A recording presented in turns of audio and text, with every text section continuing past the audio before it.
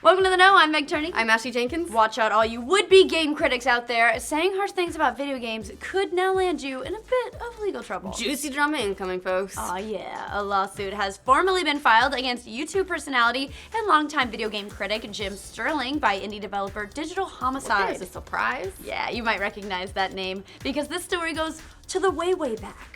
You're gonna use the Wayback Machine to get to it.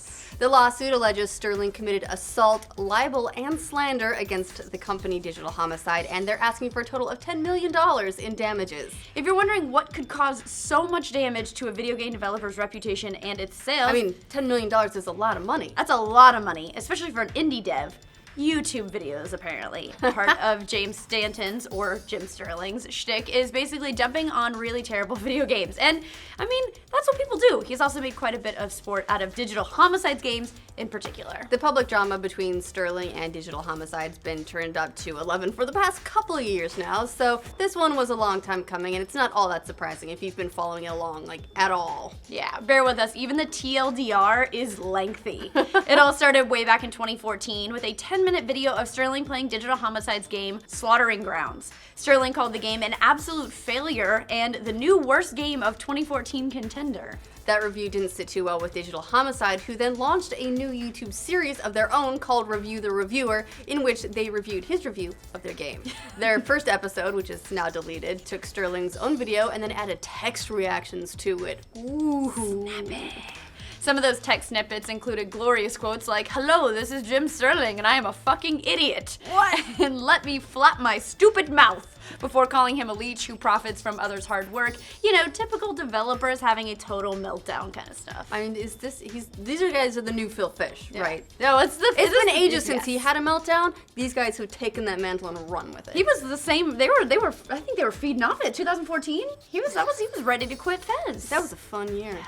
Sterling then posted his own review of their review of his review, which was basically a reaction video while he read their text responses over his original video. It's just like Inception levels of drama at this point. I'm gonna repost your repost and repost my repost. Where is At what point do exhibit? you run out of layers of text? Yes. The escalation pretty much went nuclear at that point. Digital Homicide kept responding, which only attracted more attention from other gamers, who then discovered that the game used assets ripped straight from Google and possibly from other artists. Not content to let the whole thing blow over, Digital Homicide then issued a DMCA takedown of Sterling's original Slaughtering Grounds video. Way beyond that at this point, guys. Yeah. They did this on a misinterpretation of the words fair use, as in when someone says something unfair about you, stating that calling the game an absolute failure without playing the whole thing was unfair and unreasonable use of our copyright material. Well, that's not how it works. The game got review bombed after that, and Sterling What? Yeah. That's how people respond. That's crazy. I've never heard that before. In turn, Sterling made even more videos reveling in the whole shitstorm he'd created. We know how the cycle goes at this point. We've seen it over and over and over again. It never turns out good for anybody. Except for the bystanders who are watching. And the people who make YouTube videos about it. This whole bloody cycle has basically repeated itself over and over the last couple of years with other games by Digital Homicide. In July last year, Sterling and one of Digital Homicide's founders, Robert Romine, decided they were going to sit down and hash things out on Jim's podcast, which resulted in the most awkward cringe fest ever committed to audio. The two basically argued back and forth and called each other names for 2 hours. That's a lot of names. Oh, cannot listen. In that podcast, Romine broached the subject of lawsuit, saying somebody's gonna get tired of your shit and they're gonna sue you. I'm not saying we are. I'm saying somebody's gonna have the money to do it and they're going to win. Romine made similar comments about legal action before, indicating he would take the DMCA issue with Sterling to court. Which gets us all caught up and brings us back to the current lawsuit. Now, Digital Homicide is alleging that Sterling caused damage to the company by spreading false information about the company stealing art assets, conducting illegal business activities, and being incompetent and unable to perform its job. In addition to going after Sterling for multiple counts of libel that hurt Digital Homicide's reputation and its sales, it's also holding Sterling personally responsible for harassment by Sterling's fans. Okay, you could do that? No. Sure. What?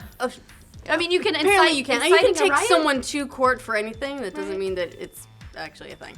On the developer's website, they detail some of the ways this has happened, which includes sending Jehovah's Witnesses and a bag of actual feces to their home address. Apparently poop is still a form of harassment people use. As to how far this sue will progress, Digital Homicide tried to crowdfund $75,000 for legal fees, but they since called that off after people used the GoFundMe page for, well, more harassment. This is not the first instance of a game developer not knowing when to quit. Back in 2014, Fun Creators, makers of PC game Guise of the Wolf, reacted similarly to not-so-glowing reviews from their title by Total Biscuit. After having Total Biscuit's review removed from YouTube, Fun Creators insisted not only that he had faked the ordeal, but that they'd also been blackmailed in some way.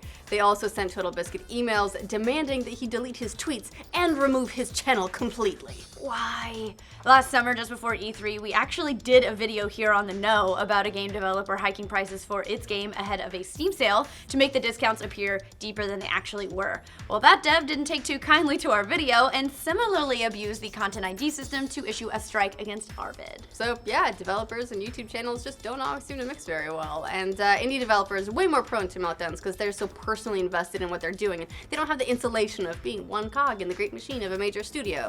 And in some ways, it's hard to blame the developers, considering how much video game sales can be affected both positively and negatively by YouTube coverage. I mean, just last month, we reported on Bear Simulator developer FarJ Studios hanging up their bear claws after a scathing Bear review. claws sound delicious. No, we should just had those here to eat. They hung up their bear claws after a scathing video from popular YouTuber PewDiePie. In their final update to the game's Kickstarter, FarJ said the game simply had too much of a stigma attached to it, and that was despite FarJ's game receiving overall positive reviews on Steam and actually selling decently well. And this is in contrast to a game like Stardew Valley, or really any other indie game that gets a ton of love from YouTube personalities, which go on to do gangbusters, like Undertale is another great example.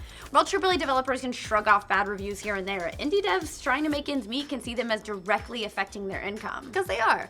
And this is where the issue gets conflated for some of these smaller companies, especially if a game is made by one or two people. In the case of the Romine brothers, co-founders of Digital Homicide, the criticism, albeit tough, was seen as a personal attack, and they unfortunately responded as such, instead of taking it on the chin as companies are expected to do.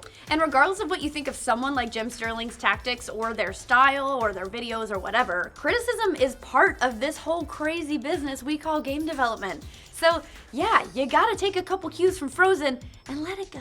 Let it go.